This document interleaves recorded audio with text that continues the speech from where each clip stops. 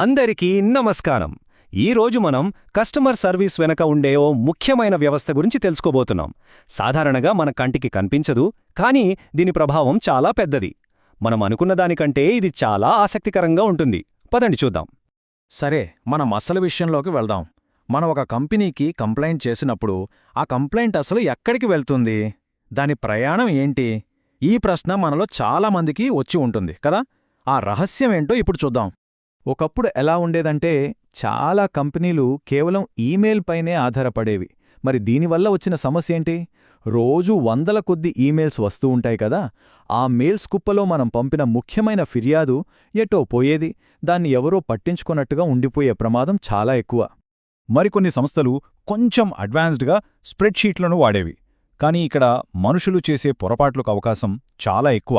ఒక చిన్న తప్పు జరిగినా లేదా డేటాను అప్డేట్ చేయడం మర్చిపోయినా ఇకంతే, మొత్తం ట్రాక్ చేయడం చాలా కష్టమైపోతుంది. మరి వీటన్నిటి చివరి ఫలితమేంటి? కస్టమర్కు తీవ్రమైన నిరాశ, కంపెనీకి చెడ్డ పేరు. ఈ పాత పద్ధతులు అటు కస్టమర్కు ఇటు వ్యాపారానికి ఇద్దరికీ నష్టాన్నే కలిగిస్తాయి. అందుకే ఇక్కడే ఒక సరైన పరిష్కారం కావాలి. అయితే ఈ మొత్తం గందరగోళానికి అసలైన పరిష్కారమేంటి? అదే క్వెరీ మేనేజ్మెంట్ సిస్టమ్, షార్ట్గా చెప్పాలంటే QMS. ఈ వ్యవస్థే ఈ కథలో మన హీరో. ఇది కస్టమర్ సర్వీస్లో ఉన్న చిందరవందరను ఒక పద్ధతిలోకి తెస్తుంది. అసలు QMS అంటే ఏంటి?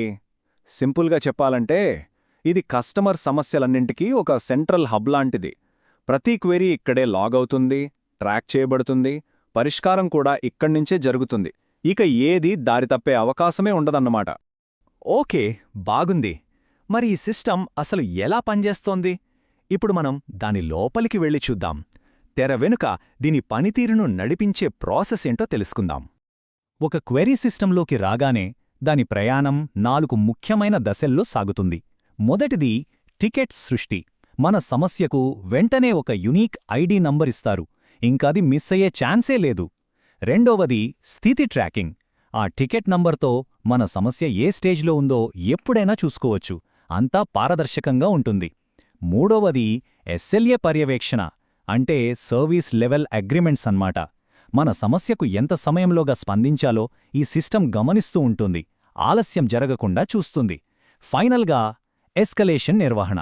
ఒకవేళ అనుకున్న టైంలో సమస్య పరిష్కారం కాకపోతే సిస్టమే ఆటోమేటిక్గా దాన్ని పై అధికారుల దృష్టికి తీసుకెళ్తుంది. చూసారా ఈ మొత్తం ప్రాసెస్ ఎంత పక్కాగా పనిచేస్తుందో? సరే, ఈ వ్యవస్థ వల్ల ఎవరికి లాభం? ఇప్పుడు దాని గురించి చర్చిద్దాం. ఇది కేవలం కంపెనీకి మాత్రమే కాదు, దీనితో సంబంధమున్న ప్రతి ఒక్కరిపైన మంచి ప్రభావమే చూపిస్తుంది. ఇది ఉద్యోగులకు, కస్టమర్లకు ఇద్దరికీ ఎలా ఉపయోగపడుతుందో చూడండి. సపోర్ట్ అడ్వైజర్కు ఒక కస్టమర్ పాత హిస్టరీ అంతా ఒకే చోట కనిపిస్తుంది, వాళ్ల పని ఈజీ అవుతుంది.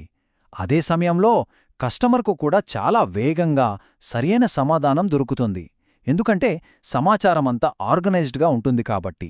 ఇది నిజంగా ఒక విన్ విన్ సిట్యువేషన్. ఒకరి సమయం ఆదా అయితే మరొకరి నమ్మకం పెరుగుతుంది. ఇక సూపర్వైజర్ల విషయానికి వస్తే వాళ్లకు ఈ సిస్టమ్ ఒక వరం లాంటిది.